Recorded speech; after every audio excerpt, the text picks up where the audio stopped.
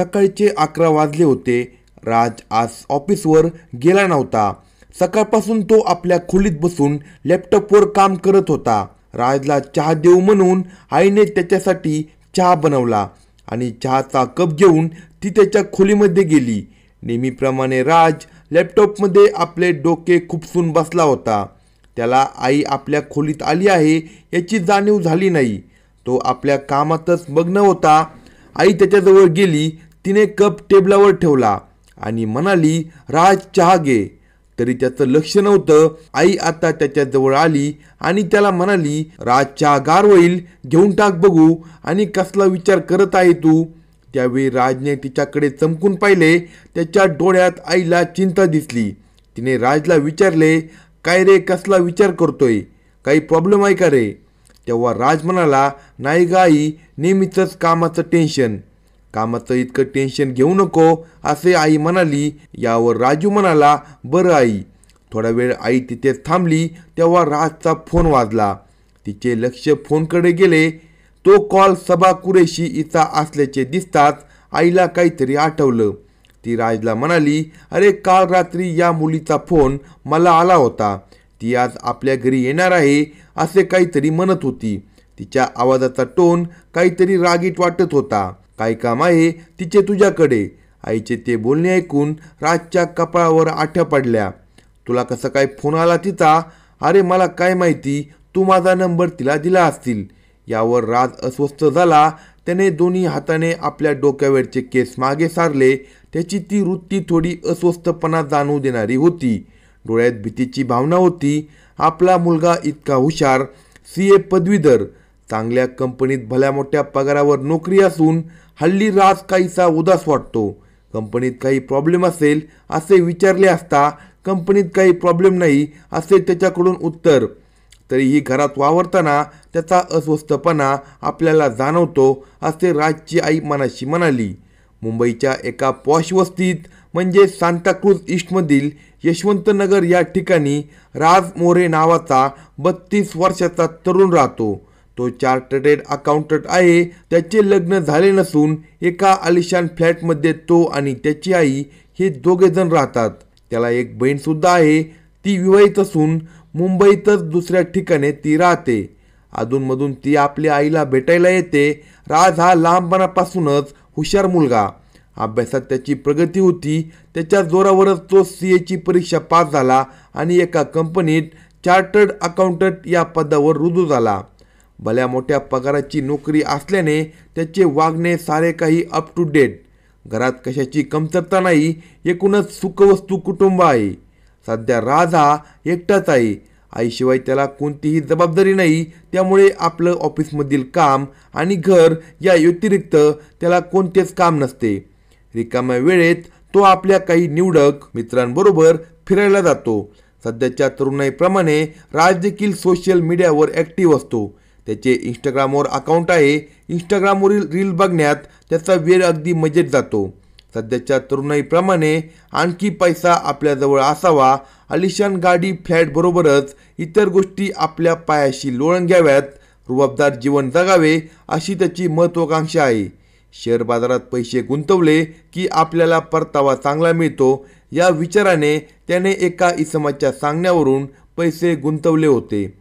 शनिवार दिनांक 7 जून 2025च्या दिवशी सुट्टी असल्याने राज घरीच होता. आई त्याच्या खोलीत चहा द्यायला आल्यावर सबा कुरेशी नावाच्या तरुणीचा त्याला फोन आला. त्याने तो उचलला नसला तरी आईकडून त्याला ती आपल्या घरी येणार असल्याचे समजले. या विचाराने तो आणखीनच अस्वस्थ झाला. सबा कुरेशी मात्र एकामागून एक कॉल करत होती. राज त्याकडे दुर्लक्ष करत होता. इतक्यात त्याला तिचा व्हिडिओ कॉल आला आणि आईसमोर असल्याने त्याने तो उचलला. राज फोनवर बोलण्यात गुंतल्याने आई खोलीबाहेर आली. इकडे राजबरोबर सबा दरडावणीच्या आवाजात बोलत होती. हे बघ, मला आता पैसे हवे आहे. तू माझा कॉल हे रिसीव्ह करत नाही. तू असा वागत असशील तर मला तुझ्या घरी यावेच लागेल. त्यावर राज म्हणाला, घरी येऊ नको, आपण बाहेर भेटूया आणि या विषयावर बोलूया. ते मला काही सांगू नको, मी आता तुझ्या घराजवळ आले आहे असे ती म्हणत असतानाच डोरबेल वाजली. राजच्या आईने दरवाजा उघडला. तेव्हा बाहेर एक तरुण आणि एक तरुणी उभे होते. त्या दोघांना काही न विचारताच दरवाजा आत ढकलला आणि ते तडक हॉलमध्ये आले. राज कुठे आहे असे त्यांनी विचारले. तेव्हा आईने राजच्या खोलीकडे बोट दाखवले. त्या दोघांच्या वागण्याने आई त्रस्त झाली, पण राजचे काहीतरी ऑफिशियल काम असेल असे समजून ती आपल्या खोलीत निघून गेली. इकडे सबा कुरेशी आणि तिचा मित्र राहुल परवानी हे दोघे राजच्या खोलीचा दरवाजा ढकलून राज समोर उभे राहिले. हमारा कॉल रिसीव क्यों नहीं करता असे म्हणत त्याच्याशी मोठ्याने बोलू लागले. त्यांचा आवाज आईच्या कानावर गेला. खूप वेळ ते दोघे राजबरोबर भांडत होते.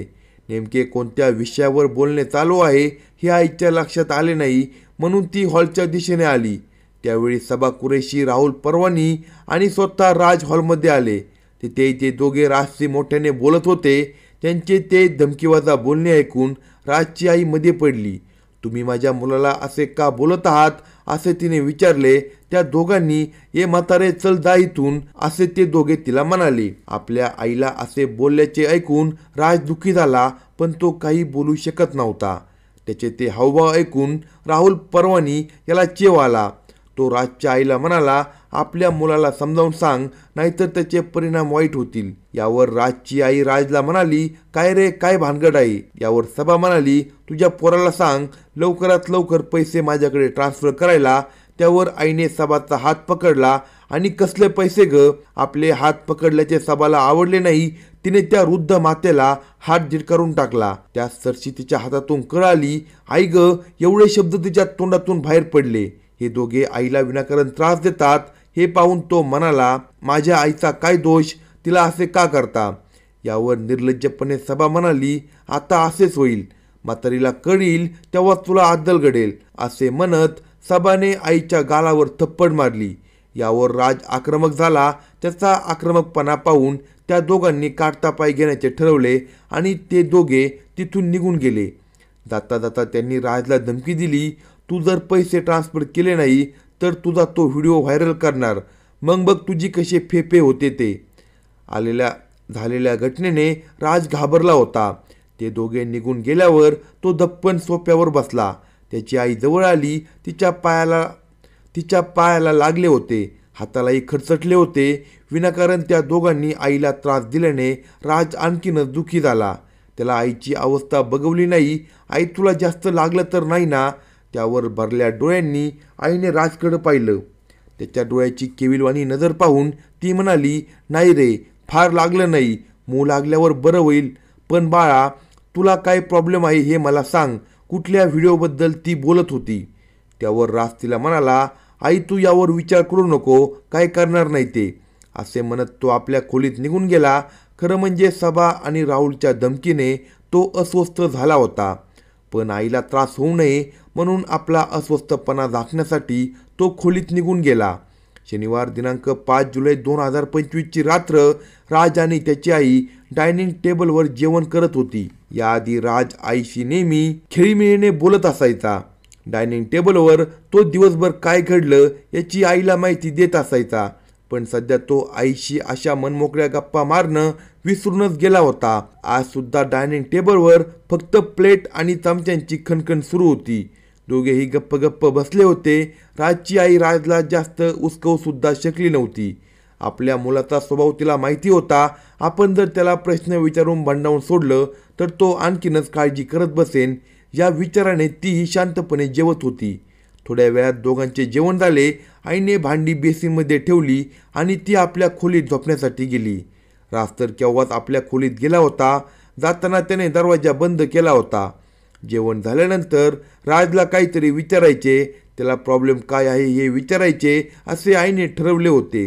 राज काही सांगणार नाही हे तिला माहीत असून सुद्धा राजचा वाढलेला अस्वस्थपणा तिला आणखीनच काळजीत टाकत होता.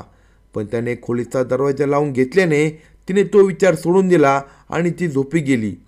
मध्यरात्री अचानक तिला आवाजाने जाग आली. राज उलट्या करत असल्याचे तिला दिसले. अरे काय होतंय रे, बरं वाटत नाही का? डॉक्टरांना बोलू का? राजने आईकडे पाहिले. नको ग आई, मी बरा आहे, झोप लागली की बरं वाटेल.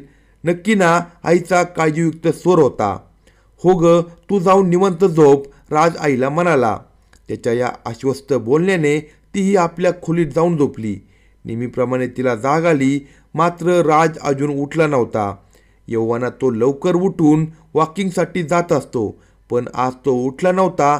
कालच्या उलट्यामुळे त्याला झोप लागली की काय असे म्हणत ती राजच्या खोलीत आली आणि राजला उठू लागली. मात्र राज उठायचे नाव घेईना. त्याची एकूण अवस्था पाहून तिला शंका आली आणि तिने आपल्या मुलीला फोन लावला. ती आल्यानंतर त्या दोघींनी राजला कूपर हॉस्पिटल येथे दाखल केले. डॉक्टरांनी तपासले असता राजने काहीतरी विषारी पदार्थाचे सेवन केले आहे, त्यामुळे त्याची अशी अवस्था झाली आहे असे सांगण्यात आले. त्याच्यावर उपचार सुरू झाले, पण तो वाचू शकला नाही. राजचा मृत्यू झाला होता, ती आत्महत्या होती. त्यामुळे वैद्यकीय सूत्रांनी या घटनेची माहिती वाकोला पोलीस ठाण्यात दिली. पोलीस तात्काळ हॉस्पिटलमध्ये आले. त्यांनी राजच्या मृतदेहाची पाहणी करून वैद्यकीय अहवाल घेतला. त्यानुसार राजने विषप्राशन केल्याचे समजून आले. हा आत्महत्येचा प्रकार असल्याने त्याची नोंद वाकोला ठाण्यात करण्यात आली. पोलिसांनी राजच्या आईचा प्राथमिक जबाब घेतला असता तिने सर्व परिस्थिती पोलिसांना सांगितली. राज कोणत्या तरी टेन्शनमध्ये होता. त्याला धमकवण्यासाठी आलेल्या तरुणीबद्दलही तिने पोलिसांना सांगितले. पोलिसांच्या सारी बाब लक्षात आली आणि त्यांनी राजच्या खोलीत एखादी सुसाईड नोट मिळते का याची पाहणी करण्याचे ठरवले. राजच्या खोलीत झडती घेतली असता पोलिसांना राजच्या खोलीत 3 पानाचे एक पत्र मिळाले. त्यावरून राजने आत्महत्या केल्याचे स्पष्ट झाले. या सुसाईड नोटमध्ये त्याने आपण आत्महत्या का आणि कुणामुळे करत आहोत याची माहिती लिहिली होती. त्यावरून राजच्या आत्महत्येसाठी प्रसिद्ध मॉडेल सबा कुरेशी आणि राहुल परवानी हे दोघे जबाबदार असल्याचे स्पष्ट झाले. या संदर्भानुसार राजलीला मोरे याच्या आईकडे पोलिसांनी अधिक चौकशी केली असता तिने सबा कुरेशी आणि राहुल परवानी हे दोघे शनिवार दिनांक 7 जून 2025 रोजी घरी आले होते. त्यांनी राजला व्हिडिओ व्हायरल करण्याची धमकी दिली होती. त्या दिवसापासून राज हा अस्वस्थ होता. सबा आणि राहुल हे दोघे वारंवार राजला धमकी देत असत. पोलिसांनी या साऱ्या प्रकाराचा उलगडा करण्याचे ठरवले. त्यांनी केलेल्या तपासात पुढील सारा प्रकार उघडकीस आला. जानेवारी 2025च्या पहिल्या आठवड्यात राज मोरे हा थकून आपल्या घरी आला. आपले मन रमवण्यासाठी तो मोबाईलवर रील्स पाहत असताना त्याची नजर एका रील्सवर गेली. इंस्टाग्रामवर एका सुंदर तरुणीचे फोटो दिसत होते. खूपच सुंदर तरुणी होती. तिचे फोटो आवडल्याने त्याने तिला फॉलो केले. इतकेच नव्हे तर तिला सबस्क्राईबही केले. त्यानंतर जेव्हा तो इंस्टाग्राम उघडत होता तिचे फोटो त्याला दिसत होते. तो लगेच लाईक करत होता. यानंतर त्या तरुणीने त्याला फ्रेंड रिक्वेस्ट टाकली आणि त्याचा मोबाईल नंबर मागून घेतला. ती एक मॉडेल होती. सबा इक्बाल अहमद कुरेशी असे तिचे नाव होते. एका सुंदर मॉडेलने आपल्याला फ्रेंड रिक्वेस्ट पाठवून मोबाईल नंबर घेतल्याने राजला खूप आनंद झाला. त्याला आकाश ठेंगणे झाले. आता दोघांचे बोलणे वाढू लागले. इकडे सबाने राजचे प्रोफाईल चेक केले असता तो एका मोठ्या कंपनीत भल्या मोठ्या पगारावर काम करत असल्याचे पाहून तिचे डोळे चमकले. आपल्याला मालदार बकरा मिळाला असे म्हणत तिने त्याला भेटीला बोलवण्याचे धाडस दाखवले. राजला तर तिच्या या कृतीने खूप आनंद झाला. तो तिला भेटायला तयार झाला. शनिवारच्या संध्याकाळी एका मोठ्या रेस्टॉरंटमध्ये भेट घ्यायचे ठरवण्यात आले. राज अगदी तयार होऊन त्या रेस्टॉरंटमध्ये गेला. सबा कुरेशी तिथे आधीच आली होती. तिच्यासोबत एक तरुणही होता. सबा कुरेशींनी पुढे होत तिच्याशी हस्तांदोलन केले आणि आपल्यासोबत असलेल्या तरुणाशी ओळखही करून दिली. तो तरुण राहुल शेरू परवानी होता. या भेटीतच तिने राजला सांगितले, मी शेअर मार्केटिंगचा बिझनेस करणार आहे. त्याबद्दल राहुल परवानी याला अधिक माहिती आहे. यासाठी मला तुझी मदत हवी आहे. यावेळी या तिघांमध्ये खूप वेळ चर्चा झाली. राज तर सबाच्या आदाने घाया झाला होता. राहुल परवानी देखील बोलण्यात लागवी आणि चतुर होता. त्यानेही राजला प्रभावित केले. आपण यांच्या सहाय्याने आणखी पैसा कमावू याची राजला खात्री वाटू लागली आणि तो त्यांच्या जाळ्यात अडकला. यानंतर फोनवरून सबा आणि राज यांच्यामध्ये बोलणे होऊ लागले. आता ते दोघे एखाद्या एकांत ठिकाणी भेटू लागले. राज तर तिच्या सौंदर्याने घायाळ झाला होता. तिच्यावर पैसे खर्च करण्यात त्याला काही वाटत नव्हते. इतकेच नव्हे तर सबा आणि राहुलच्या सांगण्यावरून तो शेअर बाजारात सुद्धा पैसे गुंतवू लागला. सबा तर वेगवेगळी कारणे सांगून त्याला लुटत होती. जमापुंजीतील पैसे अशा रीतीने खर्च होऊ लागल्यावर राज थोडा भानावर आला, पण आता उशीर झाला होता. तो पुरता त्या दोघांच्या जाळ्यात फसला होता. आधी गोडगोड बोलून आणि नंतर धमकी देऊन या दोघांनी राजला पुरे रुटले होते. सोशल मीडियावरची ही मैत्री राजला खूपच महागात पडली होती. जवळजवळ 3 करोड रुपयाला ही मैत्री पडली होती. राजकडून पैसे देण्यासाठी नकार वाढू लागल्यानंतर या दोघांनी आपले हत्यार बाहेर काढले. त्यांनी राजला त्याचे खाजगी व्हिडिओ लीक करण्याची धमकी देण्यास सुरुवात केली. यानंतर राजला आत्महत्येशिवाय पर्याय उरला नाही आणि त्याने विषप्राशन करून आत्महत्या केली. पोलिसांनी सबा कुरेशी आणि राहुल परवानी या दोघांना अटक केली असून त्यांच्याकडे केलेल्या चौकशीत त्यांनी गुन्हा कबूल केला आहे.